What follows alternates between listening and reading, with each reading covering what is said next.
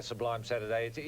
I think it came from Antwerp originally, HG, the concept of Sublime Saturday, because it was in Antwerp on that day a sublime day. And by and large, every final Saturday in the Olympic canon, if you go through Mexico City and Seoul and Helsinki and Rome, they've all been, and Los Angeles, they've been sublime days. Yes. The only exception, of course, is the toilet.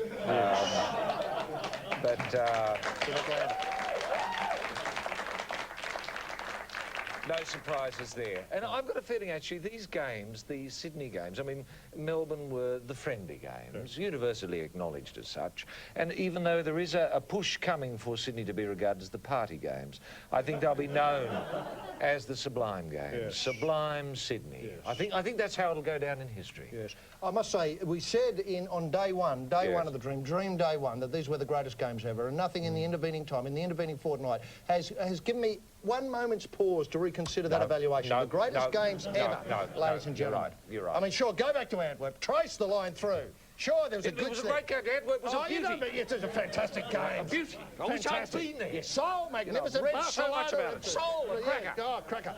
56 in Melbourne, a really big high point. A really big high point. And now, topping it all off, we've climbed that Everest again in games presentation, in friendliness, in the best volunteers in the world, ladies and gentlemen. Best volunteers in the world. You're right. You're right.